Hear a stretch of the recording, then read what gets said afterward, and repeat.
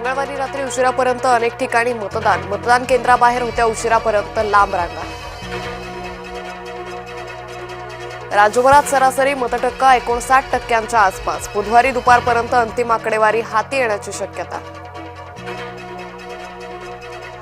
सावंतवाडीमध्ये भाजप आणि शिवसेनेत राडा। पोलीस ठाण्यामध्येच 2 गटात राडा। बूथ समोर गाडी वेगानं नेल्यानं वाद।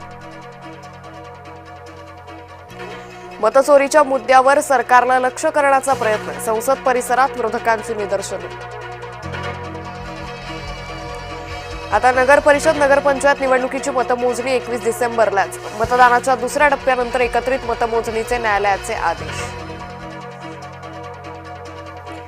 विरोधक संसदेचा वेळ वाया घालवतायत। SIR वर चर्चेच्या मागणीवर भाजपाची प्रतिक्रिया।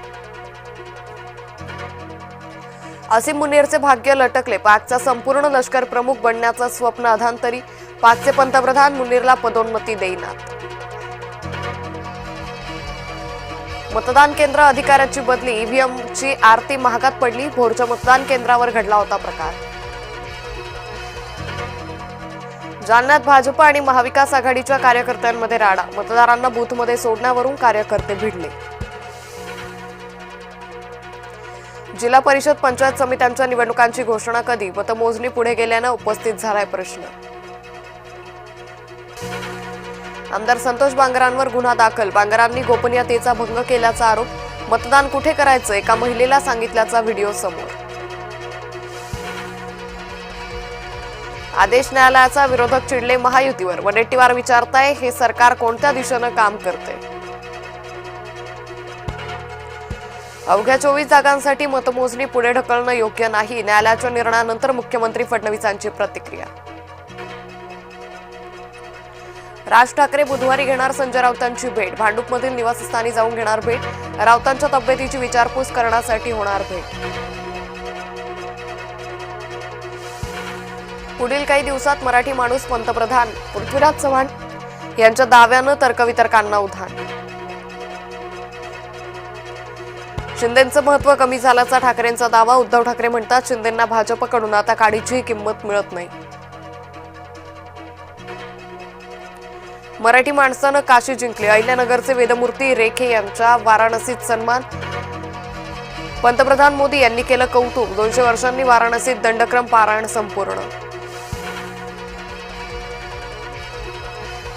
भारतीय क्रिकेट खेळाडू आमने सामने। गौतम गंभीर आगरकर एका बाजूला तर रोहित विराट दुसरीकडे। क्रिकेट महामंडळाकडून वाद मिटवण्याचा प्रयत्न। निवडणुकीतून माघार घ्या अन्यथा संतोष देशमुख करू। पुण्याच्या आपच्या उमेदवाराला अज्ञात व्यक्तीकडून धमकी। जादूटोणा विरोधी समिती त्यांनीच नको। कोल्हापूर जिल्ह्यातील हिंदू राष्ट्र समन्वय समितीनं केली आहे मागणी। अंधश्रद्धा निर्मूलन समितीचे अनेक गैरव्यवहार उघड। डिजिटल अरेस्ट फसवणुकीची देशव्यापी चौकशी। सर्वोच्च न्यायालयाचे केंद्रीय अन्वेषण विभागाला आदेश। मध्य रेल्वेनं भंगार विक्रीतून केली कोटींची कमाई। यंदाच्या आर्थिक वर्षात रेल्वेचं भंगार चढ्या भावाला विकलं।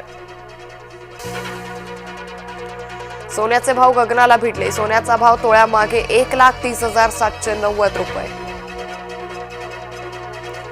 हिंजेवारीत वाघाचा पुन्हा प्राणघातक हल्ला। हल्ल्यात महिला ठार। ग्रामस्थांमध्ये भीतीचं वातावरण। 5 डिसेंबरच्या मध्यरात्री 12 विशेष लोकल चालवण्याचा निर्णय। परळ ते कल्याण आणि कुर्ला ते वाशी, कुर्ला ते पनवेल दरम्यान विशेष लोकल।